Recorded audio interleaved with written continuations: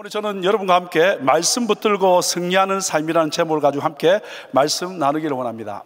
여러분, 지난 몇 달간 우리 교회 풍경이 이렇습니다. 성경 퀴즈 대회가 선포되자 일단 방 예약이 저녁 시간에 가득 찼습니다.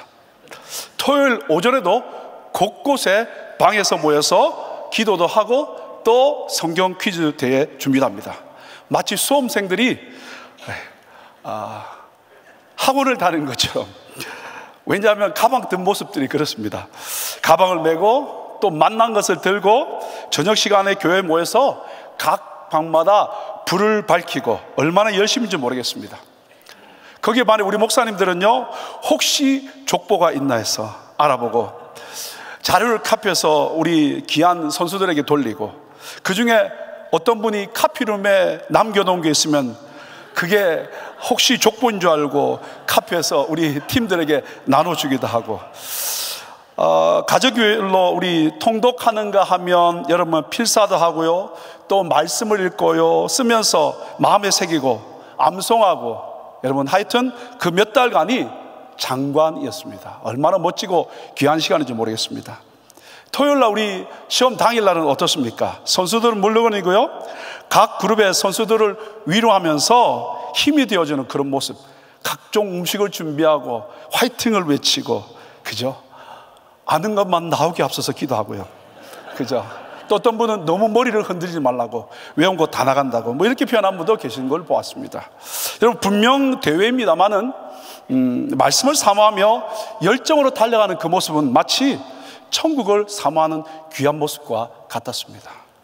저는 개인적으로 목회자로서 몇 달간의 말씀을 연구하면서 우리 지체들과 함께 질문하고 또 가르치면서 정말 행복한 시간을 됐고요, 또 모르는 거 배우고 우리 함께 질문받고 또 조심하고 준비하는 아주 귀한 시간이 됐습니다.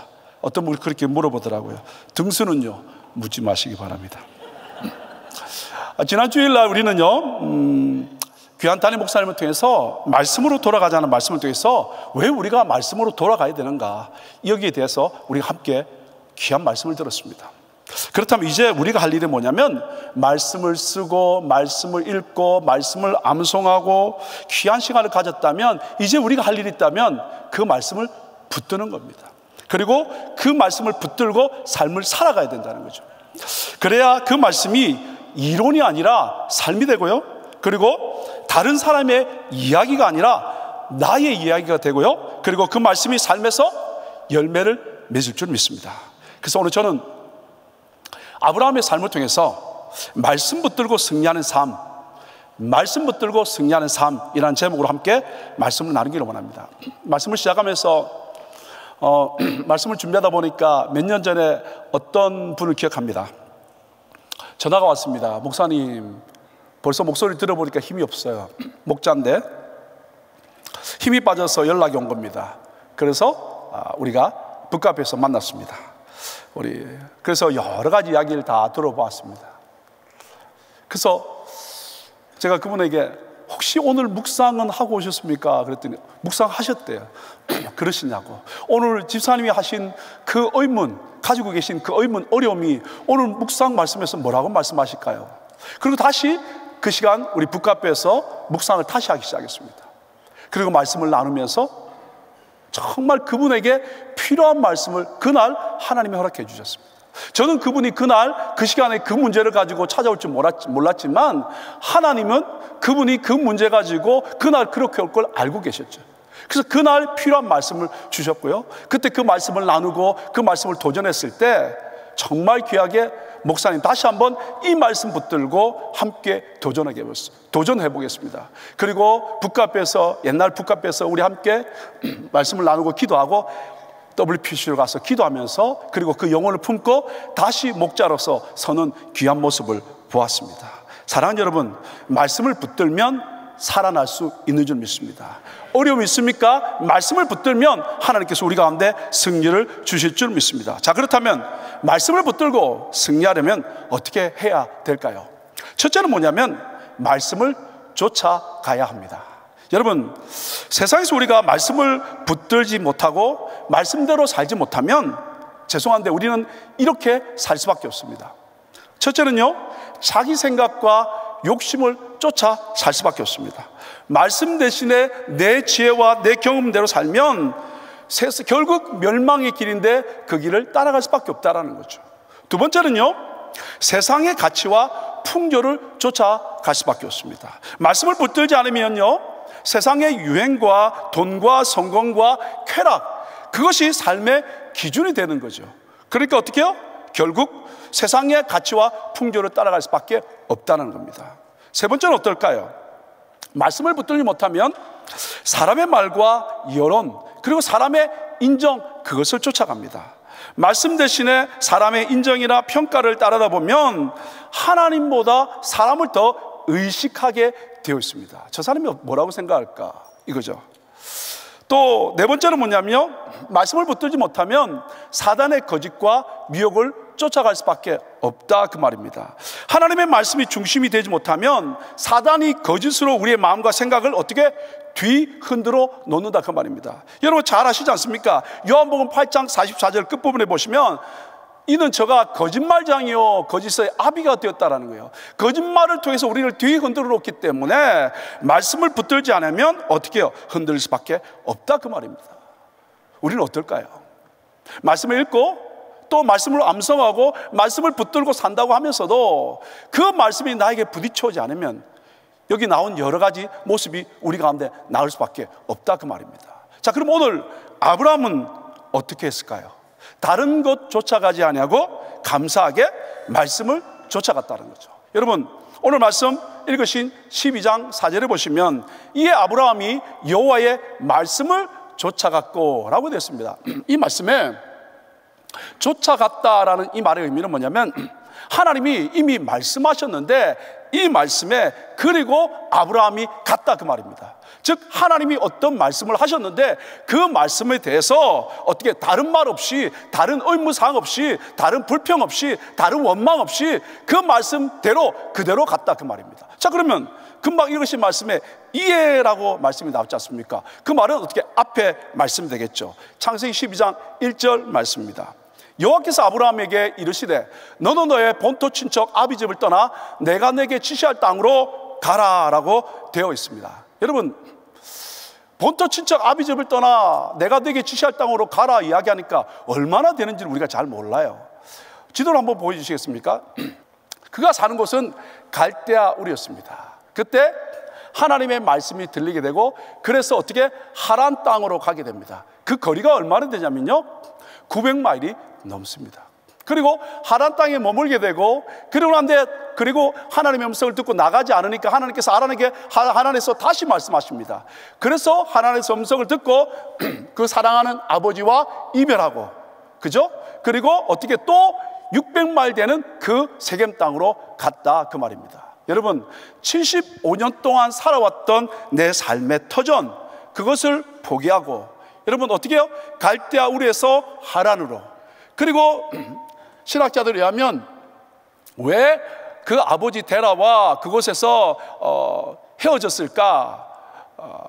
이야기는 그가 병이 났기 때문에 그렇게 표현하기도 하고요. 금방 보시면 유브라테스 강과 티그리스 강 중간에 하란이 있는데 이제 하란에서 유브라테스 강을 건너면 새로운 문화가 있는 것입니다. 그 새로운 문화로 가야 되기 때문에 그 연세 그 나이에 올 수 없기 때문에 그 아버지는 그 아들과 어떻게 이별을 하는 겁니다. 이제 본토를 떠났고요, 그리고 아비를 떠났고요, 그리고 갈 바를 알지 못했다라고 여러분 히브리서 11장 8절은 말하고 있거든요. 그래서 그 땅으로 와서 세겜 땅에 이르게 되었다, 그 말입니다. 결국 하나님의 말씀을 따라가기 위해서는 어떻게 많은 희생이 우리 가운데 따를 수밖에 없다, 그 말입니다. 여러분 오늘 다윗의 이야기를 좀 한번 해볼까요? 다윗은 어땠을까요? 여러분 잘 아시는 시편 119편 97절 말씀에 이렇게 말씀하고 있습니다. 내가 주의 법을 어찌 그리 사랑하는지요 내가 그것을 종일 묵상하나이다, 이렇게 말씀하고 있지 않습니까? 주의 법을 사랑하는데 그래서 그것을 묵상한다고 되어 있습니다. 근데 여러분 시편 119편을 읽어보시면 묵상한다는 단어도 나오지만 읊조린다는 말도 나옵니다. 이 말의 영어 성경에 전부 다 meditate 한다는 말입니다. 그 단어를 찾아보면 적어도 10번 이상이 반복됩니다. 표현한다면 다윗이 성경 퀴즈 대회는 안 나갔지만 하나님을 사모해서 말씀을 읽고 또 읽고 묵상하고 묵상해서 10편, 119편만 해도 그가 어떻게 해요?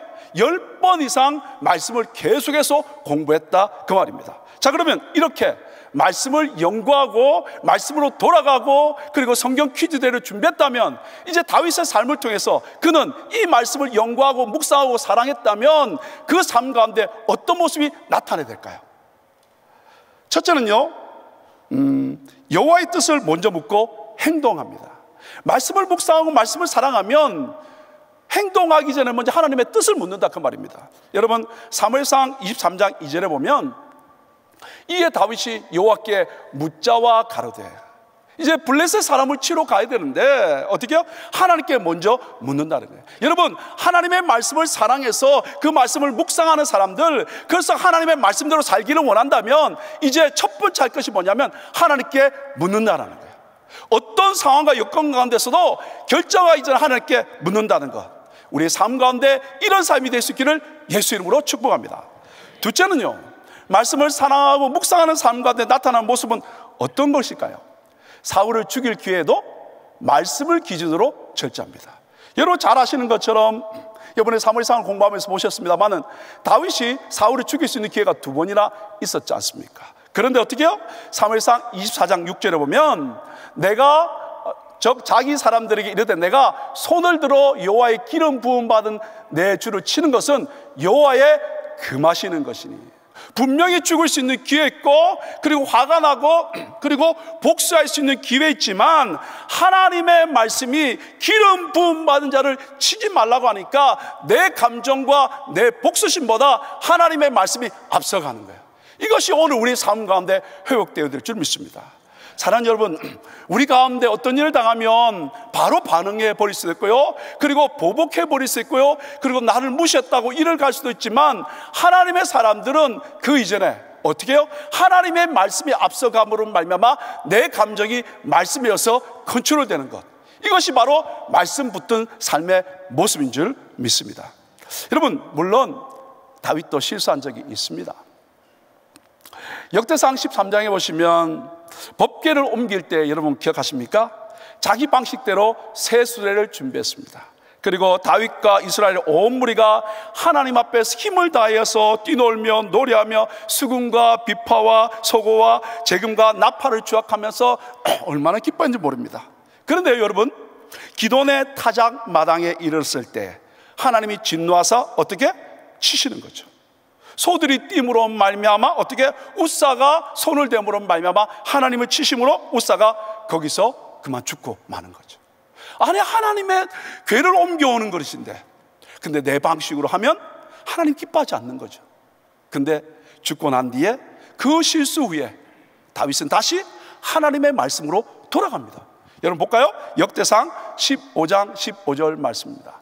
모세가 여호와의 말씀을 따라 명한 대로 레위 자손이 채로 하나님의 궤를 꿰어 어깨에 매니라. 원래는 제사장이 어깨에 매게 되었지 않습니까? 그런데 어떻게? 그것을 간과해 버리니까, 내 뜻대로 해버리니까 실수하게 되고 어려움 당하게 되지만 그 실수를 통해서 어떻게? 배우게 되고 다시 말씀으로 돌아간다는 거죠. 왜 그런가? 나는 잘하려고 그랬는데, 나는 열심히 있는데 라고 이야기하지 않고 어떻게? 왜 문제가 있는가? 다시 한번 점검해보고 말씀으로 돌아간다 그 말이죠. 실수할 수 있습니다, 여러분. 넘어질 수 있습니다. 그러니까 하나님의 사람은 다시 여호와의 말씀대로 돌아가서 그 말씀을 쫓아감으로 말미암아 하나님을 경험하는 것, 이것이 바로 하나님의 사람의 모습 아니겠습니까? 제가 보통 봄과 이제 가을에 또 10월 달에도 이번에 이제 개척 선교를 가게 되는데, 이번에는 8월 달에 한번 처음으로 가봤습니다. 10번 이상 뭐 거의 20번 정도 갔는데 처음으로 8월 달에 갔습니다. 비 오는 인도를 갔는데요, 가서 목회자들을 가리키고 그 다음에 우리가 서포트하는 여러 교회 리더들을 모아서 1박 2일 동안 숙식을 제공하고 말씀을 가르쳤습니다. 한 40명 정도 되는 리더들에게 말씀을 가르쳤습니다. 특별히 이번에는 여러 가지 말씀을 가르치면서 제가 큐티 사역을 하고 있으니까 큐티를 이틀에 걸쳐서 계속해서 가르쳤습니다. 그날 첫째 날 예배를 이제 드리는데 한 커플이 이렇게 들어오는 거야. 보니까 제가 봐도 이야, 참 잘생겼다. 인도 분인데 일단 키가 크고 그다음 참 잘생겼고 그다음에 일단 아주 좋아요 이게. 예. 근데 그 옆에 이제 아내가 있는데 봐도 와 예쁘다. 딴 생각 안 하고 그냥 예쁘다 이렇게. 자, 그리고 난 뒤에 이제 우리 예배를 다 드리고 훈련하고요. 마지막 시간에 저녁 시간에 이제 우리 오신 분들을 위해서 제가 안수 기도를 다 했습니다. 그리고 기도하고 그 여자분에서 기도하는데 보통 이제 뭐 하나님 문제가 있으니까 뒤로 넘어가기도 하고 뭐 인도에서는 그런 일이 많습니다. 그런데 이 자매는 앞으로 꼬꾸라지는 거 있죠. 그냥 앞으로 그냥 완전히 뻗어버린 거죠. 무슨 일인가. 그리고 기도해 드렸습니다. 그리고 이제 마치고요. 둘째 날 또 이렇게 모였습니다. 또 부부가 들어왔죠. 그래서 똑같이 말씀 사역을 하고 다 사역을 마치고 난 뒤에 또 마지막 이제 기도를 하고 그 다음에 제가 이제 간증하는 시간을 가졌습니다. 둘째 날도 똑같이 기도하는데 그 여자분이 똑같이 앞으로 꼬꾸라지는 거죠. 그래서 그 전날 통역하는 목사님에게 물어보니까 그 성도님이 다른 목사님의 성도인데 알고 보니까 그 남자분이 너무너무 잘생기고 멋있는 분이 미국에서 인도에서 그 폴리스맨입니다. 아주 잘생기고 그냥 정말 멋있게, 그리고 막 몸이 너무 좋은 거 있죠. 아내도 그래서 참 예쁘고 좋아요. 그런데 어떤 일이 있었냐고 물어보니까 그 남편분이 예수 믿기 전에 인도에서도 그런 일이 있는가 봅니다. 아마 다른 사람과의 좀 이런 문제가 있었는가 봅니다. 근데 이분이 은혜를 받고 난 뒤에 감격해가지고 아내에게 이실직고를 한 거죠. 내가 이런 문제를. 그죠? 근데 아내는 그걸 받을 준비가 안 됐잖아요. 그것 때문에 이 아내분이 어떻게 됐냐면 우울증에 걸린 거죠. 그러니까 기도할 때마다 하나님이 막 만지시는 거죠. 그런데 마지막 간증하는데 그 여자분이 나와서 이렇게 간증하더라고요. 물론 자기 일을 사람들 앞에서 말하지는 않습니다. 그런데 이제 큐티 말씀을 듣고 말씀을 보는 훈련과 어떻게 말씀하는가 이걸 보면서 내가 다시 한번 말씀 붙들고 일어나겠다고, 어려움이 있지만 한번 믿음으로 가겠다고, 지금 연약하지만 이 말씀 붙들고 살겠다고 결단하는 그 모습을 보면서 한 커플을 세우고 또 말씀을 가지고 주 앞에 나가는 모습을 보았습니다. 사랑하는 여러분, 오늘 우리 가운데 할 일은 말씀을 읽고 말씀을 묵상하고 그리고 또 말씀을 암송하는 여러 가지 있었다면 이제 우리의 삶 가운데 말씀이 앞서가게 하셔야 됩니다. 그 말씀이 우리 삶의 기준 되게 됩니다. 그때 바로 하나님께서 어떻게 우리의 삶 가운데 역사하시고 그 일을 통해서 하나님이 역사해 나갈 줄 믿습니다. 자, 두 번째, 여러분 어떤 것일까요? 말씀 붙들고 승리하기 위해서는요, 말씀 붙들어도, 이 말은 아멘 해도 고난은 있게 되어 있습니다. 그러나 그것을 통해서 하나님이 배우게 하십니다. 하나를 제가 더 듣고 싶습니다. 뼈저리게 느끼게 배우게 하십니다. 교훈을 주신다 그 말입니다. 무슨 말씀이냐면 창세기 12장 7절 말씀 우리 한번 보실까요? 여호와께서 아브라함에게 나타나 가라사대 내가 이 땅을 내 자손에게 주리라 하신지라. 그 다음에요, 그가 자기에게 나타나신 여호와를 위하여 그곳에 단을 쌓고, 즉 하나님이 갈대아 우르에서 말씀하시고 이제 드디어 어떻게 해요? 세겜 땅에 왔는데 이 땅에서 어떻게 이 땅을 내 자손에게 주리라고 말씀하시는 겁니다. 그래서 자기에게 나타나신 하나님께 너무 감동해서 여호와를 위해서 그곳에 단을 쌓았다 그 말입니다. 그 말은 하나님의 말씀이 떨어지자마자 아멘 했다라는 거죠. 이게 바로 지금 이 아브라함의 모습이었다는 거예요. 그러고 난데 여러분 8절 한번 볼까요? 8절을 보면 거기서 베델 동편산으로 옮겨 치나 장막을 치나 서는 베델이요 동은 아이라 그가 그곳에서 여호와를 위하여 단을 쌓고 여호와의 이름을 부르더니라고 이렇게 말씀하고 있습니다. 여러분 어떻게 하냐면 그곳에서 여호와를 위해서 단을 쌓을 뿐만 아니라 여호와의 이름을 불렀다고 되어 있습니다. 여러분 여호와를 위해서 단을 쌓았다, 제사했다, 그리고 이건 이해하겠는데 여호와의 이름을 불렀다, 이게 무슨 말일까요? 여호와의 이름을 불렀다는 말이 성경에 처음 나오는 것이 어디냐면 창세기 4장 26절입니다. 이날에 보면 셋도 아들을 낳고 그 이름을 에노스라 하였으며 그때 사람들이 비로소 여호와의 이름을 불렀더라라고 되어 있습니다. 여러분 어떻게 해요? 그때 사람들이 여호와의 이름을 불렀더라고 되어 있습니다. 여러분, 에노스라는 뜻의 의미는 뭐냐면 이겁니다. 연약하다, 유한한 인간이다, 죽을 수밖에 없는 존재다, 하나님을 찾고 이름을 부르는 존재다. 이것이 바로 에노스라는 거예요. 결국 오늘 우리가 우리 인생에 내가 연약하고 부족하고 내 힘으로 살 수 없을 때 하나님의 사람들에게 나타나는 반응이 뭐냐면 여호와의 이름을 부른다는 거죠. 그럼 여러분, 금방 읽으신 7절과 8절과 4장 26절 내용을 정리해 보면, 아브라함이 하나님이 말씀하실 때 그 말씀을 붙들고 하나님의 응답하심에 아멘하고, 그리고 또 예배 드리고, 뿐만 아니라 에노스, 나는 죽을 수밖에 없는 존재, 연약한 존재인 것을 깨닫고 하나님만 예배하고, 여러분 이 정도 되었다면 그 다음에 따라 나오는 것은 뭐야 됩니까? 만사 형통 아닐까요? 하나님의 말씀이 떨어지고 그 말씀에 아멘하고, 그리고 또 더 나가서 단을 쌓으면서 하나님의 이름을 부르며 주님 아니면 못 삽니다, 주님만이 나의 능력입니다, 이렇게 고백했다면 그 다음은 어떻게 해요? 만사형통 아니겠습니까? 근데 여러분, 창세기 12장 10절을 가보시자고요. 이렇게 했는데 그 땅에 기근이 있으므로, 그 땅에 기근이 심하였으므로 어떻게 해요? 기근이 왔다는 거예요. 어떻게 해요? 심한 기근이 왔다는 거죠.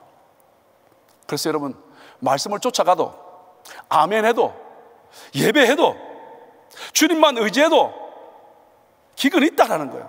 아주 심하게 있다라는 겁니다. 고난이 있다라는 겁니다. 상상하지 못하는 일들이 일어날 수 있다라는 겁니다. 한번 예를 들어볼까요? 바울이 1차 선교여행을 끝나고 난 뒤에 다시 2차 선교여행도 자기가 1차 때 조금 문제가 있었으니까 1차를 돌아보면서 그들을 든든하게 하기를 원했습니다. 그래서 그 길을 가기를 원하는데 성령께서 어떻게 해요? 아시아에서 말씀을 전하시지 못하게 막습니다. 그래서 더 북쪽으로 부르기아와 갈라디아 땅으로 갑니다. 그래서 무시아를 통해서 어떻게 해요? 비두니아로 더 북쪽으로 이렇게 가려고 합니다. 그랬더니 예수의 영이 다시 막습니다. 그래서 어쩔 수 없어서 그냥 드로아로 간 겁니다. 여러분, 사람들이 뭐라 그럴까요? 2차 선교행 떠날 때 바울에게 무슨 일이 생겼습니까? 마가 때문에 바나바와 대판 싸웠죠. 갈라졌죠. 그리고 아시아로 갈랐는데 성령이 막으시죠. 또 다른 곳에 갈랐는데 또 막으시죠. 사람들이 뭐라 그랬습니까? 문제 있는 거 아니야? 선교사인데 왜 이런 거야? 라고 할 수 있는 그런 상황입니다. 그때 그가 들어와 있을 때 어떻게, 여러분 잘 아시는 것처럼 마게도냐 사람이 환상 중에 건너와서 우리를 도우라고 말씀하고 있는 것입니다. 그때 여러분 사도행전 16장 10절 말씀해 보시면 이렇게 말씀하고 있습니다. 바울이 이 환상을 본 후에 마게도냐 사람이 손짓해서 오라는 거죠. 우리가 곧 마게도냐로 떠나기를 힘쓰니 이는 하나님이 저 사람들에게 복음을 전하라고 우리를 부르신 줄로 인정함이르라. 어떻게 해요? 막히고 안 되는 상황이었고 나누는 상황이었는데 드로아에서 하나님 환상을 통해서 드디어 하나님이 이것 때문에 나를 부르셨구나 라는 것을 깨닫게 됐다는 거죠. 자, 그리고 난 뒤에 여러분 보십시오. 16장 10절까지 우리 여기까지 아는데요, 11절 말씀만 보십시오. 드로아에서 배로 떠나 사모드라게로 직행하여 이튿날 네아폴리로 가고, 여기 말씀을 띄워놓으십시오. 여기는 이렇게 그냥 읽었으니까 우리 잘 몰라요. 근데 여러분, 드로아에서 지금 네아폴리로 갔다 그 말입니다. 근데 드로아에서 네아폴리가 거리가 얼마나 될까요? 200km가 넘는다고 합니다. 그러면 그 배로 가면 200km가 넘으면 보통 5일 길입니다. 그런데 얼마나 걸렸다고요? 이틀 만에 도착했다는 거예요. 뿐만 아니라 어떤 단어를 썼습니까? 직행했다 그 말입니다. 어떻게? 스트레이트로 그곳에 하나님이 빠르게 가게 했다 그 말입니다. 여러분, 드로아에서 네아폴리까지 200km가 넘는 5일 길 그 길을 하나님이 어떻게 이틀 만에 도착할 뿐만 아니라 직행하게 그곳에 도착했다 그 말입니다. 무슨 말입니까? 유럽에 있는 많은 영혼들이 하나님을 만나야 되는데 그 영혼들을 구원하기 위해서 하나님은 준비해 놨는데 나는 내 계획을 가지고 아시아로 가려고 그러니까 하나님이 막으시고 그래도 못 알아들으니까 어떻게 환상까지 보여주면서 그 길을 인도해 줬다는 거야. 그래서 5일 길을 이틀 만에 가게 하시고 직행해서 어떻게 해요? 가게 했다라는 거죠. 그래서 도착한 곳이 여러분 어디냐면 빌립보입니다. 여기에 하나님의 뜻을 이해하시겠습니까? 그런데 여러분 빌립보에 도착하자마자 무슨 일이 있습니까? 점치는 귀신 들린 여종이 자꾸 쫓아오는 거죠. 참다 기도함으로 그 종이 어떻게 해요? 귀신이 떠나가게 되죠. 근데 문제가 생겼습니다. 그 여종을 부려서 점을 쳐서 돈을 버는 주인이 어떻게 해요? 술을 해버리는 것이죠. 그래서 잡힙니다. 잡혀서 성경에 보면 옷이 찢김을 받았고 매로 맞을 뿐만 아니라 많이 맞았다고 되어 있고요. 그리고 옥에 갇혀서 착고에 발이 묶였다는 거죠. 쇠 막대기에 묶여서 힘들게 되었다는 거죠. 여러분, 바울이 뭐 잘못했습니까? 내가 유럽에 간다 그랬습니까? 안 간다 그랬습니까? 하나님이 막으셔서 환상까지 주면서 200km를 5일 가리키를 이틀 만에 직행해서 하나님 보내신 성이 빌립보인데 그곳에서 복음 전하고 주의를 감당하다가 어려움 당했다는 거죠. 뭐죠? 왜 이랬다는 거예요? 하나님의 말씀을 인도하시면 왜 이렇게 고난이 있냐 그 말이죠. 여러분 아십니까? 하나님이 계획하고 말씀하신 것은 절대 어떻게 이유가 있다는 거죠.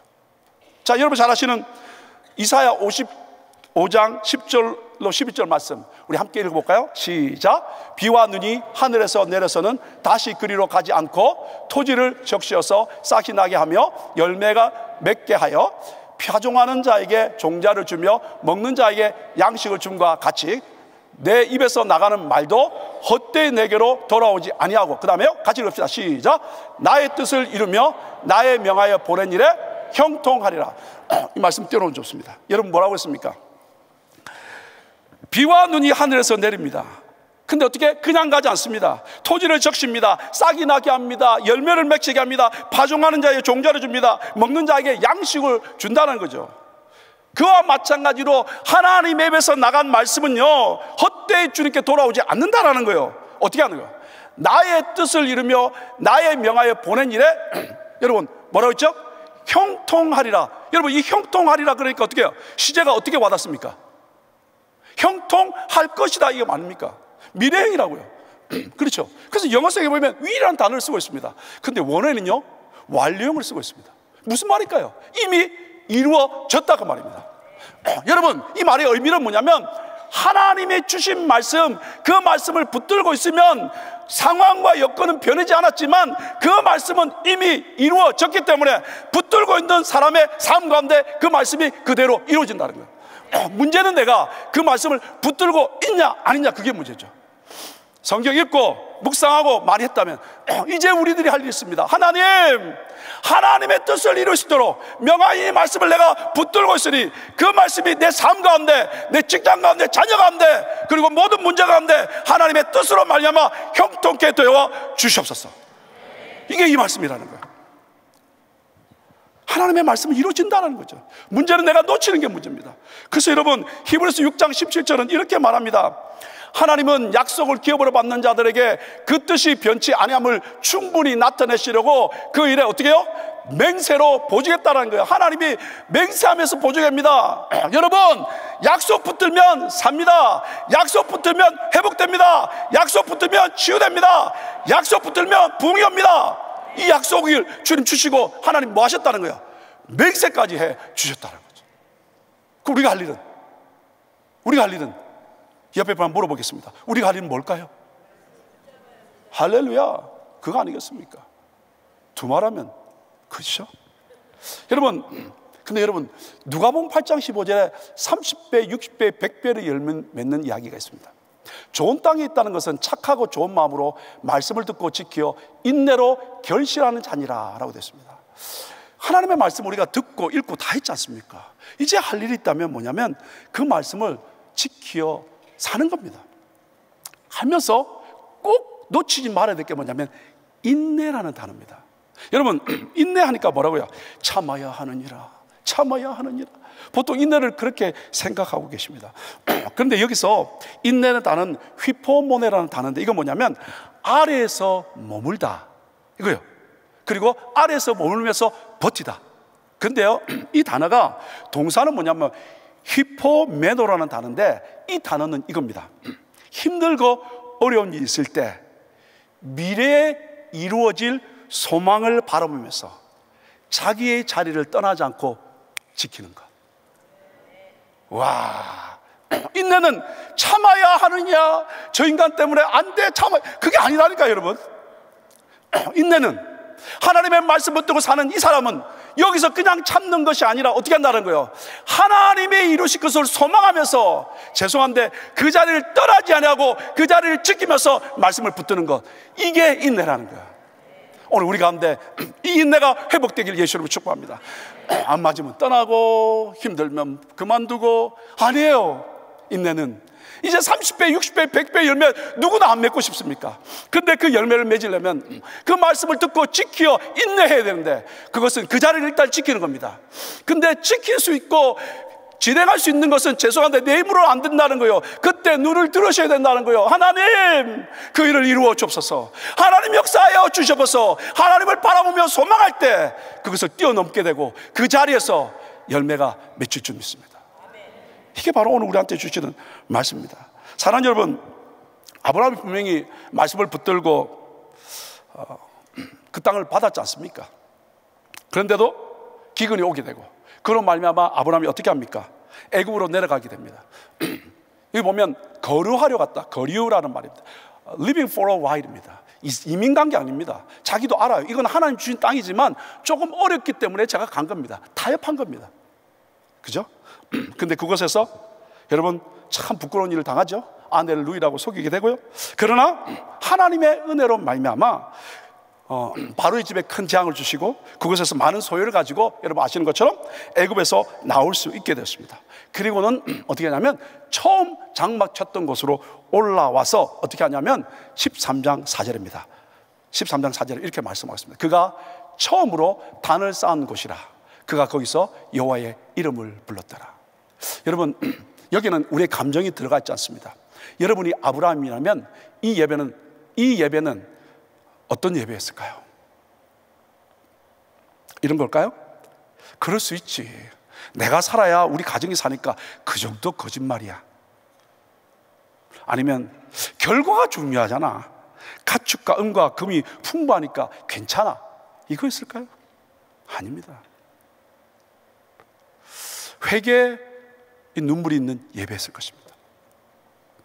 실수했지만 하나님의 도우심으로 회복시키시고 하나님의 은혜로 말미암아 여기까지 왔구나.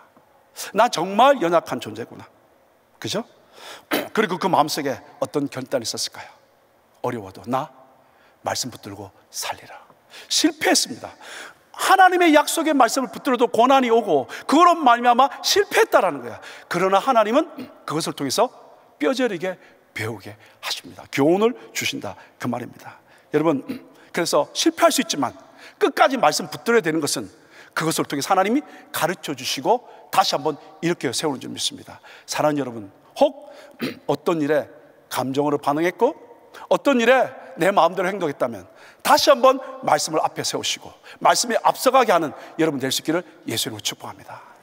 세 번째 마지막으로 한번 드리고 싶은 것은요, 말씀 붙들어 승리하려면 끝까지 말씀에 의지에 머물러야 됩니다. 이게 무슨 말일까요? 여러분, 이렇게 예배하고 나면 일이 풀려야 되는데 또 다른 문제가 생깁니다. 우리 삶인 것 같아요.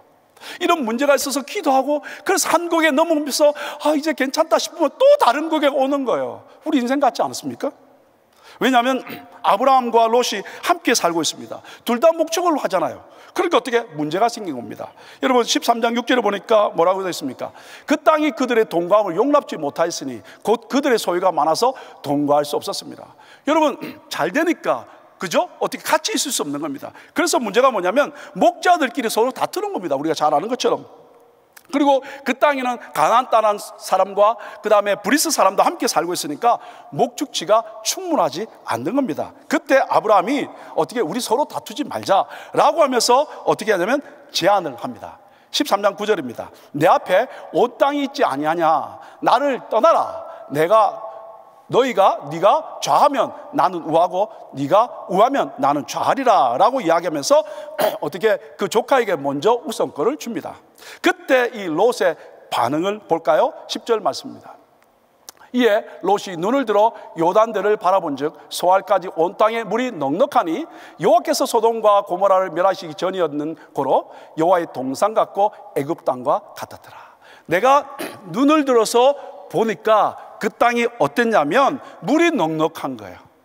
뿐만 아니라 그 땅이 여호와의 동산 같고 그리고 애굽 땅, 최고의 땅, 그죠? 축복의 땅인 것으로 보이는 겁니다. 그래서 여러분 잘 아시는 것처럼 롯은 그 땅을 택하고 동으로 옮깁니다. 눈에 보기에 좋은 것을 택하죠. 그러면 여러분 아브라함은 어떻게 합니까? 여러분 잘 아시죠? 13장 12절 말씀. 아브라함은 가나안 땅에 거하였고, 보십시오. 아브라함은 가나안 땅에 거하였고 롯은 평지 성읍에 머무르며 그 장막을 옮겨 어디까지요? 소돔까지 갔다라는 거예요. 여러분 잘 아시는 것처럼 소돔까지 갔다는 말은 near 소돔이라는 단어입니다. 당장 들어가지는 않았습니다. 그러나 좀 있으면 소돔에 가서 살게 되고 결국 그 땅이 어떻게 해요? 소돔 사람은 악하여서 요 앞에 큰 죄인이 되었기 때문에 그 땅이 멸할 수밖에 없게 되었다는 거죠. 여러분 아브라함이 말씀을 놓쳤을 때 어떻게 애굽에 우가하게 되고 잠시 살러 갔다가 그곳에서 실패하고 부끄러움을 당하고 다시 돌아와서 회개의 예배를 드리고 난 뒤에 실패를 통해서 배운 겁니다. 내가 어리린 것 중요하지 않아. 그 땅이 보기 얼마나 좋은 것 중요하지 않아. 어떻게 해요? 이 세상에서 성공, 명예 중요하지 않아. 약속의 말씀이 중요해. 이걸 붙들었다는 거죠. 분명히 실패했다라는 거예요. 실수했다라는 거예요. 그러나 그것을 통해서 그가 붙든 것은 약속의 말씀을 붙드는 줄 믿습니다. 여러분 읽으신 12장 7절 상반절에 이렇게 말씀하고 있지 않습니까? 여호와께서 아브라함에게 나타나 가라사대 내가 이 땅을 내 자손에게 주리라. 우리가 처음에 보셨지 않습니까? 고향과 부모님도 그리고 갈대아우르에서 하란으로 그리고 900마일 하란에서 또 세겜까지 600마일 그 먼 거리를 알지 못하고 왔지 않습니까? 이제 하나님이 주신 그곳에 그가 결단한 것은 뭐냐면 말씀을 붙들고 머물겠다는 거예요. 이게 중요합니다.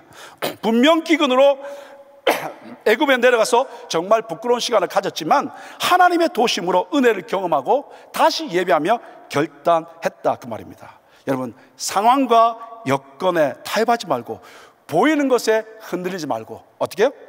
약속의 말씀을 붙드는 것, 이게 중요한 줄 믿습니다. 우리 옆에 분 한번 고백할까요? 말씀 붙들고 사십시다. 한 번만 더 고백합시다. 말씀 붙들면 삽니다. 아멘. 자, 그러면 여러분 이제 중요한 게 있어요.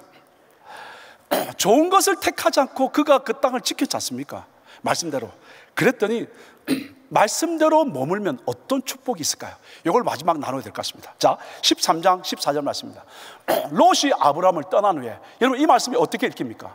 롯이 아브라함을 떠난 후에 이 말의 의미는 하나님께서 아브라함에게 본토 친척 아비집을 떠나 내가 내게 지시할 땅으로 가라는 네 가지 말씀이 다 완성됐을 때, fulfill 됐을 때, 롯이 아브라함을 떠나 조카가 떠나고 난 뒤에 어떻게 이제 하나님의 말씀이 완성됐을 때 하나님께서 이제 말합니다. 여호와께서 아브라함에게 이르시되 너는 눈을 들어 너 있는 곳에서 어떻게 동서남북을 바라보라라고 이야기를 합니다. 자, 그러고 난 뒤에 어떻게 축복하냐면요 15절과 16절입니다. 보이는 땅을 내가 너와 내 자손에게 주리니 영원히 이르리라. 그 다음에 내가 내 자손으로 땅의 티끌 같게 하리니 사람이 땅의 티끌을 능히 셀 수 있을진데 내 자손도 세리라. 이 말의 의미는 뭐냐면 땅을 주겠다는 거죠. 그리고 내 자손이 번성케 하겠다는 거죠. 그죠? 모든 것을 포기하고 왔는데 이니 주인이 있는데 그 땅을 나에게 줄 뿐만 아니라 자손이 번성케 되는 그 축복을 주시겠다 이야기합니다. 자, 그리고 난 뒤에 이게 중요합니다. 분명히 하나님이 보라고 이야기했고 말씀했지 않습니까? 여기에 아브라함은 또 어떻게 반응할까요? 자, 17절 말씀입니다. 너는 일어나 그 땅을 종과 행으로 행하여 보라. 내가 그것을 내게 주리라. 말씀을 주시고 난데 말씀을 끝나지 않고 하나님 뭐라고 말씀하시냐면 이제 일어나라는 거예요. 일어나서 어떻게 해요? 종과 행으로 가보라는 거예요. 어떻게 해요? 밟아보라는 거예요. 하나님의 주신 말씀에 오늘 우리들이 할 일은 뭐냐면 종과 행으로 두루 다녀보라는 거예요. 자, 이때 18절에 아브라함은 어떻게 반응할까요? 우리 같이 한번 읽어볼까요? 시작. 이에 아브라함이 장막을 옮겨 헤브론에 있는 마므레 상수리 숲에 이르러 거하며 거기서 여호와 일을 위하여. 자, 여러분 보십시오. 하나님의 말씀이 선포됐습니다. 이제 복을 주겠다, 땅을 주겠다, 내 자손이 많게 되겠다, 그 말씀을 준다는 거예요. 일어나서 돈과 성으로 그리고 종과 행으로 행해보라는 거예요. 이에 뭐라고 했냐면 아브라함이 옮겨 그리고 이르러 그리고 거하며. 뭐죠? 아브라함이 하나님의 말씀을 듣고 땅을 두루 행했다는, 다녔다는 거예요. 옮겼다라는 거예요. 이르렀다는 거예요. 그리고 머물렀다는 거예요. 그것에서 하나님을 예배했다라는 거예요. 사랑하는 여러분, 이제 우리가 할 일이 있습니다. 하나님의 약속의 말씀을 읽고 외우고 쓰고 암송하고 그리고 귀한 시간을 가졌다면 이제 이 말씀을 듣고 우리가 할 일은 뭐냐면 일어나서 종과 행으로 두루 다녀보라는 거예요.